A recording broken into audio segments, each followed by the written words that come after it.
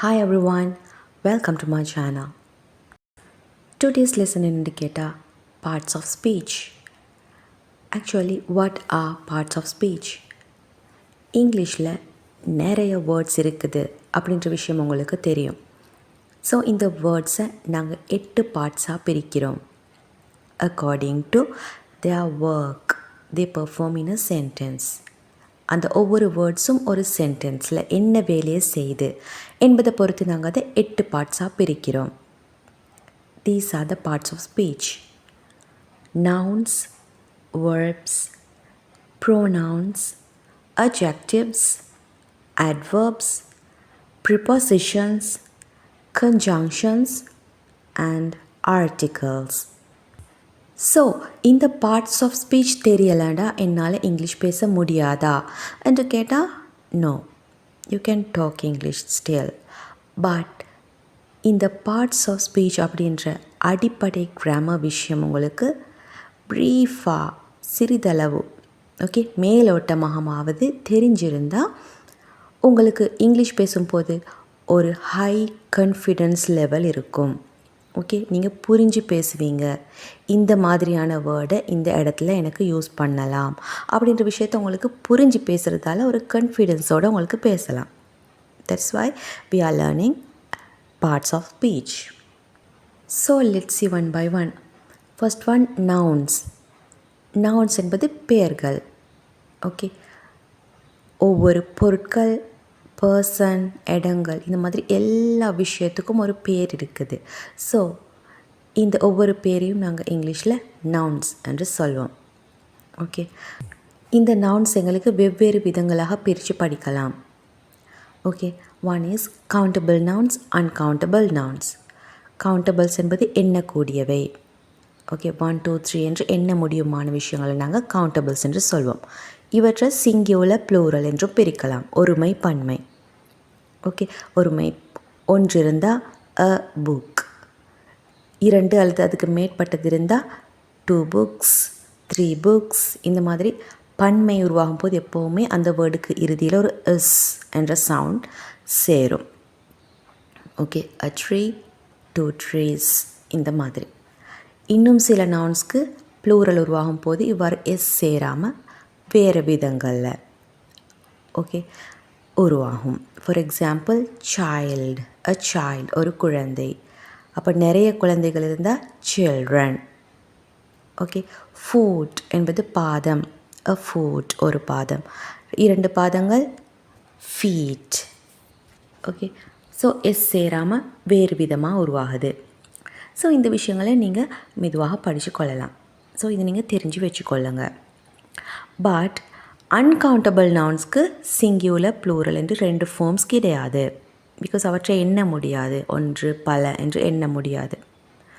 So water, வார் அப்படி தனியாக சொல்வோம், அதுக்கு ஒரு ப்ளூரல் கிடையாது. ஸோ இதை மைண்டில் வச்சுக்கொள்ளுங்க.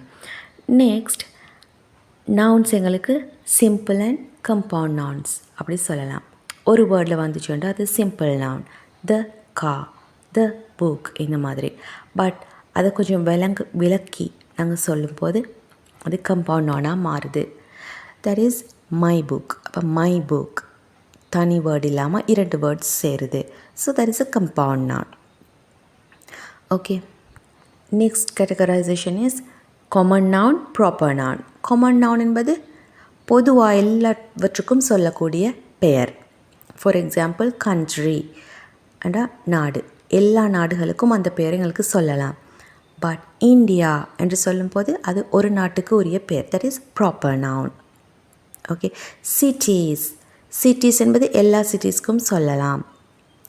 பட் சிகாகோ என்பது ஒரு குறிப்பிட்ட சிட்டிக்குரிய பெயர். ஸோ அதை நாங்கள் ப்ராப்பர் நவுன் என்று சொல்வோம். ஸோ இந்த விஷயங்களையும் நீங்கள் நவுன்ஸ் பற்றி தெரிந்து வைத்து கொள்ளணும். ஸோ நாங்கள் நெக்ஸ்ட் பார்ட் ஆஃப் ஸ்பீச்சுக்கு போனோம்னா that is verb. Verb is a most important part. Okay, verb என்பது வினைச்சொல், செயற்பாடுகள் என்று சொல்வோம் தமிழை. ஓகே, இவற்றை நாங்கள் 2ஆக பிரிக்கிறோம்: action verbs, stative verbs. Action verbs என்பது எங்களோட உடற்செயற்பாடுகளோட சம்பந்தப்பட்ட வேர்ப்ஸ். run, ஓடு. ஸோ இது எங்களோட உடல் அசைவுகள் மூலம் வெளிக்காட்டப்படுது. So that is an action verb. Talk பேசு, ஈட் சாப்பிடு, இந்த மாதிரியான உடற்செயற்பாடுகளை காட்டக்கூடிய வேர்ப்ஸ். நெக்ஸ்ட் ஸ்டேட்டிவ் வேர்ப்ஸ் என்பது உடல் அசைவுகளை காட்டாத verbs. For example think, like. Okay, think என்பது யோசி, லைக் விரும்பு, லவ் அன்பு காட்டு, டிசைட் முடிவு செய். ஸோ இவை எல்லாமே ஆக்ஷன்ஸை காட்டாத வேர்ப்ஸ். இவற்றை நாங்கள் ஸ்டேட்டிவ் வேர்ப்ஸ் என்று சொல்வோம். ஸோ ஸ்டேட்டிவ் வேர்ப்ஸ்ட இம்பார்ட்டன்ஸ் என்னென்னு கேட்டால் அதை எங்களால் கண்டினியூஸ் ஃபார்மில் யூஸ் பண்ண முடியாது. What is that? Continuous form என்பது ஐஎன்ஜி சேர்த்து நாங்கள் சொல்லக்கூடிய ஃபார்ம். நடந்து கொண்டிருக்கிற ஆக்ஷன்ஸ் பற்றி பேசும்போது நாங்கள் ஐஎன்ஜி ஃபார்ம் சேர்த்து பேசுவோம். ஸோ இந்த ஃபார்மில் எங்களுக்கு ஸ்டேட்டிவ் வேர்ப்ஸை பாவிக்க முடியாது. ஃபார் எக்ஸாம்பிள் ஐ ஆம் லைக்கிங் யூ, நான் உங்களை விரும்பி கொண்டிருக்கிறேன் என்று சொல்ல முடியாது. ஐ ஆம் லைக்கிங் யூ. ஸோ நிகழ்காலத்தில் அந்த ஆக்ஷன் நடக்குதுண்டா அது ஒரு ஸ்டேட்டிவ் வேர்புக்குரிய ஆக்ஷன் என்று சொன்னால் I like you, I like you இந்த மாதிரி தான் நாங்கள் சொல்லணும். ஐ ஆம் loving you, that is strong. I love you. Okay, இந்த மாதிரி ஸ்டேட்டிவ் வேர்ப் பற்றி இந்த விஷயத்தை நீங்கள் கொஞ்சம் மைண்டில் வச்சுக்கொள்ளணும். நெக்ஸ்ட் வேர்ப்ஸ் பற்றி நீங்கள் தெரிஞ்சுக்கொள்ள வேண்டிய இன்னொரு விஷயம் என்னென்னு கேட்டால், வேர்ப்ஸ்க்கு இம்பார்ட்டண்ட்டான சில ஃபார்ம்ஸ் இருக்குது. ஒவ்வொரு வேர்ப்ஸ்க்கும் இந்த ஃபார்ம்ஸ் இருக்குது. ஓகே, அதை நாங்கள் V1, V2, V3 அப்படி சொல்வோம். V1 என்பது பேஸ் ஃபார்ம், அடிப்படையான form. Okay, for example play. இப்போ அதோட மீனிங் எப்படி தனியாக வரும்னு கேட்டால் விளையாடு. ப்ளே விளையாடு, அந்த பேஸ் ஃபார்மோட மீனிங், தனிப்பட்ட மீனிங் விளையாடு, ஒரு கட்டளையை குறிக்கிற விதமாகத்தான் அதோட மீனிங் இருக்கும். அடுத்த ஃபார்ம் V2 ஃபார்ம், அதுக்கு நாங்கள் சிம்பிள் பாஸ்ட் ஃபார்ம் என்று சொல்வோம். அதாவது இறந்த கால ஃபார்ம், இறந்த கால ஃபார்ம். அது எப்படி இருக்குமான்னு கேட்டால், இந்த V1 ஃபார்முக்கு இறுதியில் ஒரு இடி சேர்த்து நாங்கள் உருவாக்கி கொள்வோம். ப்ளே அப்படின்றதோட V2 form played. Understood? Played. அதே போல் V3 ஃபார்ம். V3 ஃபார்ம் என்பது past participle form. Past participle form எப்போவுமே எங்கே மீனிங்கை கொடுக்குமான்னு கேட்டால், அதுக்கு முன்னாடி ஹேவ், ஹேஸ் அல்லது ஹேட் சேர்கிற பட்சத்தில் மட்டும்தான் அந்த past participle form V3 form ஒரு அர்த்தத்தை கொடுக்கும். ஸோ இந்த V3 ஃபார்மை நாங்கள் எப்படி உருவாக்குவோம்டா, அதுவும் V1 ஃபார்முக்கு இறுதியில் இடி சேர்த்து உருவாக்குவோம். ப்ளேண்டா அதோட V3 form plate. Okay, so ஒரு வேர்போட V2, V3 ஃபார்மை நாங்கள் எப்படி உருவாக்குவோம்னு கேட்டால், V1 ஃபார்முக்கு இறுதியில் இடி சேர்த்து உருவாக்குவோம். Understood? Cook, cooked, cooked. Dance, danced, dance இந்த மாதிரி உருவாக்குவோம். ஸோ இந்த இடி சேர்த்து V2, V3 உருவாக்கக்கூடிய இந்த வேர்ப்ஸ்க்கு நாங்கள் சொல்லக்கூடிய பெயர் regular verbs. Regular verbs. So இங்கிலீஷில் ஆல்மோஸ்ட் நிறைய வேர்ப்ஸ் எப்படின்னு கேட்டால் இந்த ரெகுலர் வேர்ப்ஸ். பட் ஒரு சில வேர்ப்ஸ் எப்படின்னு கேட்டால் இடி சேராமல் அதோட V2, V3 உருவாக்கும். இவற்றை நாங்கள் irregular வேர்ப்ஸ் என்று சொல்வோம். irregular verbs. So irregular verbs இங்கிலீஷில் ஒரு குறிப்பிட்ட அளவு தான் இருக்குது. ஸோ அவற்றை நீங்கள் தேடி படித்து கொள்ளணும். ஸோ அதுக்கான வீடியோஸையும் நான் இந்த வீடியோவோட டிஸ்கிரிப்ஷன் பாக்ஸில் கொடுத்துருக்கிறேன். ஓகே, அந்த வீடியோஸோட லிங்க் உங்களுக்கு தேவை அப்படின்னு சொன்னால் நீங்கள் அதை பார்த்து படித்து கொள்ளலாம். ஓகே, நான் எக்ஸாம்பிள்ஸ்க்கு சில வேர்ப்ஸை சொல்கிறேன். கோ அப்படின்றது V1 ஃபார்ம். கோ என்பது போ என்ற மீனிங்கில் வரும். ஸோ அதோட V2 form went, went. V3 form gone. Okay, next come அப்படின்ற V1 ஃபார்முக்கு V2 came, V3 come. Understood? அதே போல் do அப்படின்ற வேர்ப், do என்றால் செய், செய் என்ற மீனிங். அந்த வேர்புக்குரிய V2 form did, V3 form done. So இவ்வாறாக irregular verbsோட V2, V3 டிஃபரெண்ட்டான விதங்களில் உருவாகுது. அதை நீங்கள் தேடி படித்து கொள்ளணும். Next part of speech is pronouns. Pronouns என்பது ஒரு நவுனுக்கு பதிலாக யூஸ் பண்ணக்கூடிய ஒரு word. Okay, Amali is my friend. Amali is a student. Amali is clever. இவ்வாறாக நான் ஒரு கேர்ள் பற்றி பேசுகிறேன், என்னோடய ஃப்ரெண்ட் பற்றி. ஸோ எல்லா சென்டென்சஸ்லேயும் நான் அவளோட பேரையே யூஸ் பண்ணுறது அந்த சென்டென்சஸை போர் அடிக்க வைக்கும். ஸோ அதுக்காகத்தான் நாங்கள் இந்த ப்ரோனவுன்ஸை யூஸ் பண்ணுவோம். இப்போ ஃபர்ஸ்ட் டைம் நான் அமாலி என்று சொல்லிவிட்டு செகண்ட் டைம் அதுக்கு பதிலாக ஷீ என்று யூஸ் பண்ணலாம். Amali is my best friend, she is a student, she is clever. இந்த மாதிரி அந்த அமாலி என்ற நவுனுக்கு பதிலாக ஷீ என்ற ப்ரோனவுனை யூஸ் பண்ணுகிறேன். அண்டர்ஸ்டுட்? ஸோ ப்ரோனவுன் என்பது ஒரு நவுனுக்கு பதிலாக எங்களுக்கு யூஸ் பண்ணி கொள்ளலாம். ஸோ இந்த ப்ரோனவுன்ஸ்க்கும் நிறைய ஃபார்ம்ஸ் இருக்குது. ஒரு ஆக்ஷனை செய்பவர் பற்றி நாங்கள் பேசும் பொழுது நாங்கள் சப்ஜெக்டிவ் ப்ரோனவுனை தான் அந்த சென்டென்ஸில் யூஸ் பண்ணி கொள்ளணும். ஓகே, சப்ஜெக்டுக்குரிய இடத்துல. What is the place of subject? Subject எங்கே வரும்? ஒரு சென்டென்ஸில் ஸ்டார்ட்டில். ஒரு சென்டென்ஸ் தொடங்கும் போது நாங்கள் அதோட ஆக்ஷனை செய்பவர் அல்லது யாரை பற்றி நாங்கள் பேசுகிறோமோ அவரை தான் சப்ஜெக்டாக யூஸ் பண்ணிக்கொள்வோம். ஸோ நாங்கள் சப்ஜெக்டுக்குரிய இடத்துல யூஸ் பண்ணக்கூடிய ப்ரோனவுன்ஸ் 7 இருக்குது. பட் அதே I, we, you, they, he, she, it. Okay, இவற்றோட மீனிங்கும் இங்கே இருக்குது. அண்ட் தென் இந்த விஷயங்கள் நாங்கள் ஒப்ஜெக்டாக யூஸ் பண்ணுவது எப்படி? அதாவது I like you. Okay, I like you. இங்கே ஆக்ஷனை செய்பவர் நான் தான் விரும்புகிறேன், நான் உன்னை விரும்புகிறேன். ஸோ நான் ஆக்ஷனை செய்பவர், நான் தான் விரும்புபவர். So I is the subject, you is the object. உன்னை விரும்புகிறேன், யூ இஸ் த ஆப்ஜெக்ட். நீ என்னை விரும்புகிறாய், இது எப்படி சொல்வது? அந்த இடத்துல யூ தான் சப்ஜெக்ட். யூ லைக் ஐ அப்படி வருமா? இல்லை, ஐ என்றது சப்ஜெக்டிவ் ஃபார்ம். ஓகே, ஆக்ஷனை செய்பவர் நானாக இருக்கும்போது தான் ஐ என்று யூஸ் பண்ணுவோம். ஸோ இங்கே ஆக்ஷனை செய்வது யூ. ஸோ நான் ஆக்ஷனை பெற்றுக்கொள்பவர், ஆப்ஜெக்ட். ஸோ ஐயோட object form me. You like me என்று சென்டென்ஸ் வரணும். ஸோ நாங்கள் இந்த ப்ரோனவுன்ஸோட ஆப்ஜெக்டிவ் ஃபார்ம்ஸையும் தெரிஞ்சு வச்சுருக்கணும். ஐயோட objective form me, we, us, you, you, they, them, he, him, she, her, it, it. So இப்படி தான் இந்த objective forms of the pronouns வருது. அதே போல் ப்ரோனவுன்ஸ்க்கு இன்னொரு ஃபார்மும் இருக்குது. என்னென்னா possessive form. What is possessive form? உரிமை, என்னுடையது, உன்னுடையது, அவனுடையது, இந்த மாதிரியாக சொல்லக்கூடிய விஷயம். எனது கா என்று சொல்ல ஐ கா என்று சொல்லுவோமா? நோ, ஐ கா என்று சொல்ல முடியாது. அதோட பொசசிவ் ஃபார்மை தான் நாங்கள் யூஸ் பண்ணணும். ஐ இட்குரிய பொசசிவ் ஃபார்ம் என்ன? மை, மை கா. ஓகே, ஸோ மை என்பது தான் ஐயோட பொசசிவ் ஃபார்ம். அண்டர்ஸ்டுட்? மை கா. உனது கா, யூ கா. இல்லை, எப்படி? யுவர், யுவர் கா. எங்களுடைய கா, அவக்கா. அவர்களுடைய தேர் கா.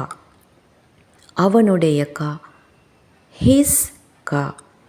அவளுடைய கா, ஹர் கா. அதனது சிறகு, இட்ஸ் விங். ஓகே, இந்த மாதிரி பொசசிவ் ஃபார்மை நாங்கள் தெரிஞ்சு வச்சுருக்கணும். அதே போல் பொசசிவ் ஃபார்மில் இன்னொரு விதம் இருக்குது. எப்படின்னா மை இட்க்கு பதிலாக மைன் என்று யூஸ் பண்ணலாம்.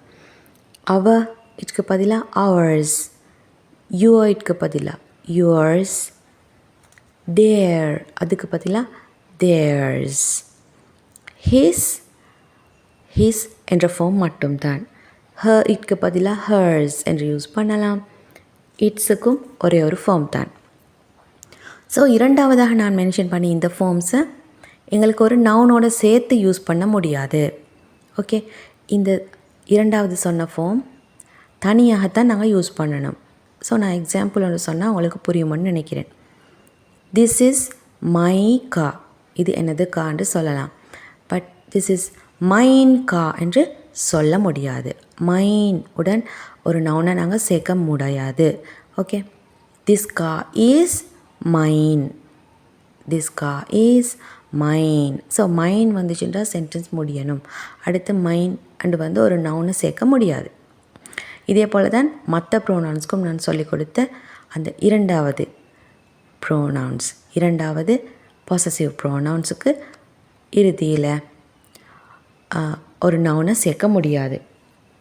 ours என்றால் அது சென்டென்ஸ் முடியணும். திஸ் இஸ் ours, இது எங்களுடையது. திஸ் ஹவுஸ் இஸ் ours, இந்த வீடு எங்களுடையது. Okay, this car is theirs. Okay, understood. இந்த மாதிரி. பட் ஹிஸ், இட்ஸ், இவை இரண்டையும் ரெண்டு விதமாகவும் யூஸ் பண்ணலாம். நவுன் சேர்த்தும் யூஸ் பண்ணலாம், நவுன் சேர்க்காமலும் யூஸ் பண்ணலாம். ஓகே, இவற்றை மைண்டில் வச்சுக்கொள்ளுங்க. Next part of speech is adjectives. Adjectives என்பது அடைமொழிகள். ஒரு பெயர் சொல்ல விளக்கம் கொடுக்கறதுக்காக வேண்டி, ஒரு பெயர் சொல்ல டிஸ்கிரைப் பண்ணுறதுக்காக வேண்டி நாங்கள் அஜெக்டிவ்ஸ் அப்படின்ற ஒரு விதமான வேர்ட்ஸை யூஸ் பண்ணுவோம். ஓகே, ஸோ ஹாப்பி கிட், மகிழ்ச்சியான குழந்தை. ரெட் கா, சிவப்பு நிற வண்டி.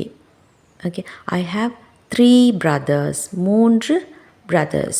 ஸோ 3 என்பது இங்கே அஜெக்டிவாக வருது. பிகாஸ் brothers அண்ட் ஒரு நவுனை அது கொஞ்சம் டிஸ்கிரைப் பண்ணுது, எத்தனை அப்படின்னு சொல்லுது. ஓகே, ஸோ ஒரு நவுனோட குவாலிட்டி அது எப்படி இருக்குது, அதோட குவான்டிட்டி எவ்வளவு இருக்குது. ஓகே, இந்த மாதிரி நிறைய விஷயங்கள், யாருக்கு சொந்தமானது, அது மாதிரியாக பல விஷயங்களை அந்த நவுன்ஸ் பற்றி நாங்கள் விளக்கம் கொடுக்கறதுக்காக வேண்டி இப்படி ஒரு வேர்டை சேர்க்குறோம். ஒன்று அல்லது பல வேர்ட்ஸை சேர்க்குறோம். இவற்றை தான் நாங்கள் அஜெக்டிவ் என்று சொல்வோம். Okay, that is very easy. So இந்த அஜெக்டிவ்ஸ் பற்றி நீங்கள் தெரிஞ்சு கொள்ள வேண்டிய சில இம்பார்ட்டண்ட்டான விஷயங்களை தான் இப்போ நான் சொல்ல போகிறேன். இந்த அஜெக்டிவ் எங்களுக்கு ஒரு நவுனுக்கு முன்னாடி யூஸ் பண்ணி கொள்ளலாம் அதை விளக்குறதுக்கு, அல்லது ஒரு பி வேர்ப்க்கு பிறகு யூஸ் பண்ணி கொள்ளலாம். அது எப்படி? ஐ am happy, I am happy. ஆம் என்பது பி வேர்ப். ஓகே, ஆம், இஸ், ஆ, இவை அனைத்தும் B verbs. I am happy என்றால் நான் மகிழ்ச்சியோடு இருக்கிறேன். ஓகே, ஸோ இந்த ஹாப்பி என்ற அஜெக்டிவ் யாரை டிஸ்கிரைப் பண்ணுறதுக்கு சொல்லப்படுது? ஐ. ஓகே, ஐ என்ற ப்ரோனவுனுக்கான விளக்கம் தான் ஹாப்பி. ஸோ நாங்கள் இங்கே ஹாப்பியை யூஸ் பண்ணியது ஒரு பி வேர்ப்க்கு பிறகு, ஐ ஆம் ஹாப்பி. ஸோ இந்த விதமாக எங்களுக்கு அஜெக்டிவ்ஸை யூஸ் பண்ணி கொள்ளலாம். She is clever, she is clever அப்படி சொல்லலாம். ஸோ ஈஸ் என்ற பி வேர்ப்க்கு பிறகு நாங்கள் கிளவர் என்ற அஜெக்டிவை யூஸ் பண்ணியோம். ஸோ அஜெக்டிவ்ஸ் பற்றி நீங்கள் தெரிஞ்சு கொள்ள வேண்டிய இன்னொரு இம்பார்ட்டண்ட்டான விஷயம் என்னென்னு கேட்டால் அதோட வெவ்வேறு ஃபார்ம்ஸ். ஓகே, ஒவ்வொரு அஜெக்டிவ்ஸ்க்கும் எங்களுக்கு இன்னும் 2 ஃபார்ம்ஸை உருவாக்கி பேசலாம். Those are comparative forms and superlative forms. Okay, so big அப்படின்ற அஜெக்டிவுக்குரிய comparative form bigger. Bigger, what is comparative form? 2 விஷயங்கள் இருக்கிற பட்சத்தில் அதை நாங்கள் ரெண்டையும் கம்பேர் பண்ணி பேசுவதற்கு நாங்கள் இந்த கம்பேரிட்டிவ் ஃபார்ம் ஆஃப் அஜெக்டிவை யூஸ் பண்ணுவோம். ஓகே, 2 வீடுகள் இருக்கும்போது அதில் எது பெரிது என்று பேசுவதற்கு ஓகே நாங்கள் யூஸ் பண்ண போகிறோம். This house is bigger than that. இப்போ இந்த வீடு அந்த வீட்டை விட பெரிது, அதை விட பெரிது என்று சொல்ல இந்த கம்பேரிட்டிவ் ஃபார்ம் பிகர் என்றதை யூஸ் பண்ணுவோம். அதே போல் நிறைய வீடுகள் இருக்கக்கூடிய ஒரு ஸ்ட்ரீட்டில் இந்த வீடு தான் ரொம்ப பெரிது அப்படின்னு சொல்ல நாங்கள் சூப்பர்லேட்டிவ் ஃபார்மை யூஸ் பண்ணுவோம். Okay, what is the superlative form of big? Biggest. Biggest, that is the biggest house in the street. இந்த ஸ்ட்ரீட்டில் ரொம்பவே பெரிய வீடு இது தான். ஓகே, ஸோ நாங்கள் 2 விஷயங்களை கம்பேர் பண்ணி சொல்வதற்கு கம்பேரிட்டிவ் ஃபார்மை யூஸ் பண்ணுவோம். நிறைய விஷயங்கள் ஒன்று சிறந்தது அப்படி சொல்ல சூப்பர்லேட்டிவ் ஃபார்மை யூஸ் பண்ணுவோம். ஸோ சிறிய அட்ஜெக்டிவ்ஸ், அதாவது ஒன் சிலபிள் வேர்ட்ஸ். ஒன் சிலபிள்ண்டா ஒரு வவல் லெட்டர் வரக்கூடிய சிறிய ஒன் சிலபிள் அட்ஜெக்டிவ்ஸ்க்கு நாங்கள் கம்பேரிட்டிவ் ஃபார்ம் உருவாக்குவதற்காக அதுக்கு இறுதியில் ஒரு இஆர் சேர்க்கணும். Big bigger, small smaller, short shorter, tall taller, இந்த மாதிரி இஆர் சேர்க்குறோம். ஓகே, இதே மாதிரியான வேர்ட்ஸ்க்கு சூப்பர்லேட்டிவ் உருவாக்க அதுக்கு இறுதியில் இஎஸ்டி சேர்க்குறோம். பிக் பிக்கஸ்ட், ஷார்ட் ஷார்ட்டஸ்ட், இந்த மாதிரி. அண்டர்ஸ்டுட்? அதே போல் பெரிய அட்ஜெக்டிவ்ஸ்க்கு, அதாவது 2 சிலபிள் 2 வவல் லெட்டர்ஸ் வரக்கூடியவற்றுக்கு நாங்கள் எப்படி உருவாக்குவோம்னு கேட்டால் அதோட கம்பேரிட்டிவ் ஃபார்மை எண்டில் இஆர் சேர்த்து உருவாக்குறோம். அல்லது அதுக்கு முன்னாடி மோ என்ற வேர்டை யூஸ் பண்ணுவோம். ஃபார் எக்ஸாம்பிள் ஜென்டில், மென்மையான, அன்பு கொண்ட அப்படி மீனிங்கில் வரும். ஓகே, ஜென்டில் அப்படின்னு சொல்லலாம். அல்லது ஜென்டிலர் என்றும் அதோட கம்பேரிட்டிவ் ஃபார்மை உருவாக்கலாம். சூப்பர்லேட்டிவ் ஃபார்ம் உருவாக்கும் போதும் எண்டில் இஎஸ்டி சேர்த்தும் உருவாக்கலாம். அல்லது மோஸ்ட் என்ற வேர்டில் ஸ்டார்ட்டில் போட்டு உருவாக்கலாம். ஜென்டிலஸ்ட் என்றும் சொல்லலாம். அல்லது மோஸ்ட் ஜென்டில் என்றும் சொல்லலாம். But more than 2 syllable words, okay, அதாவது வவல் லெட்டர்ஸ் 2க்கு விட அதிகமாக வரக்கூடிய அட்ஜெக்டிவ்ஸ், வண்டர்ஃபுல், டிஃபிகல்ட், எக்ஸ்பென்சிவ், இந்த மாதிரியான வேர்ட்ஸ். ஓகே, அதுக்கு நாங்கள் கம்பேரிட்டிவ் ஃபார்ம் உருவாக்கும் போது என்று சேர்க்கணும். எக்ஸ்பென்சிவ், மிகவும் விலை உயர்ந்தது. Okay, his car is expensive than mine. அவனோட வண்டி எனது காரை விட ரொம்பவுமே விலை கூடியது. எக்ஸ்பென்சிவ். அதோட superlative form most expensive. Okay, Geetha's car is most expensive. Okay, அவளோட வண்டி தான் ரொம்பவே விலை கூடியது. ஓகே, எங்கள் கொஞ்சம் பேரை வச்சு நாங்கள் கம்பேர் பண்ணி, ஓகே, 2க்கு மேற்பட்ட விஷயங்களை கம்பேர் பண்ணும்போது அதில் பெஸ்ட் எது என்று சொல்கிறதுக்கு நாங்கள் சூப்பர்லேட்டிவ் ஃபார்ம் யூஸ் பண்ணுவோம். Understood? Next part of speech is adverbs. adverbs என்பது வினை சொற்கள், வேர்ப்ஸ் டிஸ்கிரைப் பண்ணுறதுக்கு நாங்கள் யூஸ் பண்ணுறோம். ஆல்ரெடி நாங்கள் பார்த்தோம், நவுன்ஸை டிஸ்கிரைப் பண்ண அட்ஜெக்டிவை யூஸ் பண்ணுவோம். அதே போல் வேர்ப்ஸை டிஸ்கிரைப் பண்ண நாங்கள் adverbsஐ யூஸ் பண்ணுவோம். ஓகே, adverbsஐ எப்படி நாங்கள் உருவாக்கி கொள்வதுன்னு கேட்டால், அட்ஜெக்டிவ்ஸ்க்கு இறுதியில் லி, ஓகே, எல்வாய், லி என்ற சவுண்டை சேர்த்து உருவாக்குவோம். For example happy, happily, nice, nicely, clear, clearly, இந்த மாதிரி. ஓகே, இந்த வேர்டை யூஸ் பண்ணி தான் நாங்கள் வேர்ப்ஸை டிஸ்கிரைப் பண்ணுவோம். For example she speaks nicely, அவள் நன்றாக பேசுகிறாள். Okay, she speaks nicely. You smile happily, okay, மகிழ்ச்சியாக சிரிக்கிறீர்கள், இந்த மாதிரி சொல்லுவோம். ஸோ இந்த மாதிரி ஒரு வேர்ப் எப்படி நடந்துச்சு, ஓகே, எங்கே நடந்துச்சு, எந்த டைமில் நடந்துச்சு, எவ்வளவு காலத்துக்கு ஒரு தடவை நடந்துச்சு, இந்த மாதிரியான விஷயங்களை விளக்கப்படுத்த நாங்கள் adverbsஐ யூஸ் பண்ணுவோம். அண்டர்ஸ்டுட்? ஸோ நான் adjectivesக்கு லி சேர்த்து adverb உருவாகுவதாக சொன்னேன். பட் சில adjectivesக்கு இந்த மாதிரி லி சேர்த்து adverb உருவாக்க முடியாது. ஃபார் எக்ஸாம்பிள் ஃபாஸ்ட் என்ற adjective adverb-ஆக நாங்கள் யூஸ் பண்ணும்போதும் ஃபாஸ்ட் என்றே தான் யூஸ் பண்ணுவோம். அதே போல் குட் அப்படின்ற adjectiveக்கு வெல் என்பது adverb. ஓகே, குட்லி என்று சொல்ல முடியாது. வெல் என்பது நாங்கள் யூஸ் பண்ணணும். நாங்கள் adverbs யூஸ் பண்ணி சில எக்ஸாம்பிள்ஸ் பார்த்தோம்னா, ஹீ டிரைவ்ஸ் ஃபாஸ்ட். ஸோ அவன் எந்த மாதிரியாக ட்ரைவ் பண்ணான். ஹவ் ஹீ டிரைவ்ஸ் ஃபாஸ்ட், அவன் வேகமாக ட்ரைவ் பண்ணுகிறான் என்று சொல்லுவோம். They will meet you there, அவர்கள் உன்னை அங்கே மீட் பண்ணுவார்கள். தேர் என்பது இந்த இடத்துல adverb-ஆக யூஸ் பண்ணப்பட்டிருக்குது. ஓகே, எங்கே மீட் பண்ணுவார் என்ற விஷயம். Next, she will visit tomorrow, அவள் நாளை சந்திப்பாள். ஸோ எப்போ மீட் பண்ண போகிறோம், எப்போ ஆக்ஷன் நடக்குது என்றதை சொல்கிறோம். அதே போல் he often plays cricket. Often என்பது ஒரு அட்வர்ப். ஸோ எவ்வளவு காலத்துக்கு ஒரு முறை விளையாடுறான். ஆஃபன் என்பது அடிக்கடி.